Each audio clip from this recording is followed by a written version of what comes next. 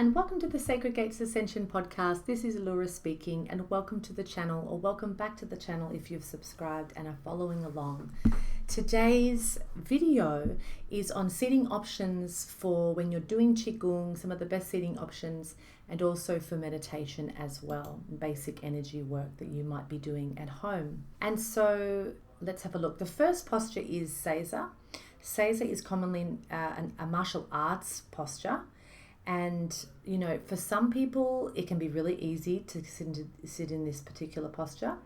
And for others, or for some people, after a certain amount of time, it can get really painful because your whole body weight is sitting on the tops of your feet, and it's putting pressure on your knees. So if you have knee issues in particular, this posture may be painful for you. So this is why I quite like this particular modification for the Seiza, is that you can roll up a cushion or a blanket like you can see here, and you can put it in underneath your body, and it really elevates the pressure off your knees.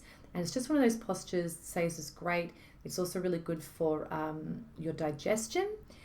It helps with the digestion, and it also helps to really align, as you can see, the three dantians from the ground up. It's quite balancing, and you can really feel your central column in those three dantians.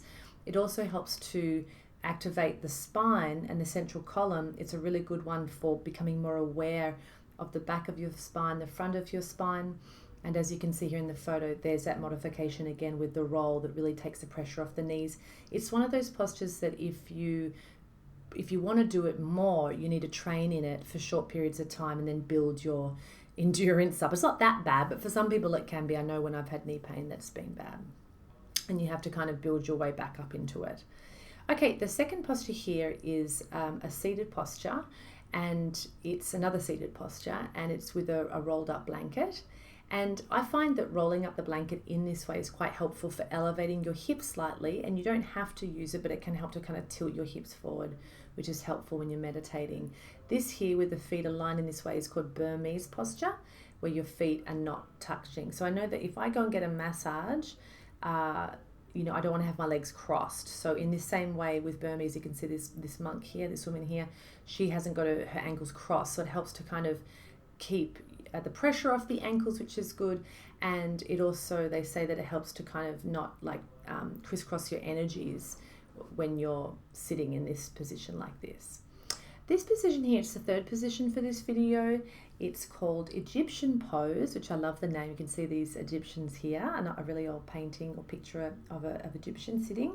This is a really, really good position. If you don't do this, I do recommend adding this into your training because it gives you a different angle on your feet. You can really feel the soles of your feet when you sit like this. And on the bottom of your feet, both feet, there's a point called the K1.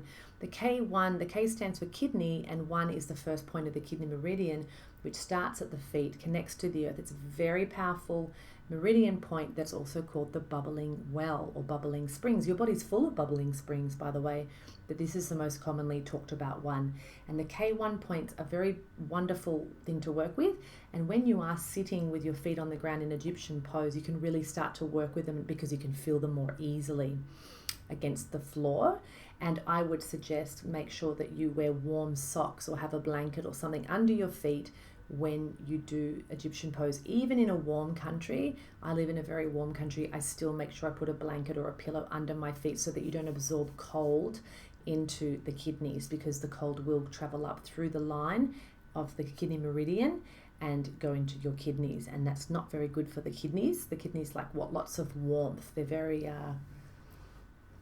they can never be satiated enough. So the kidneys you want to keep warm. So thanks for tuning in, guys. They are the three postures, for doing Qigong, which I think are the best.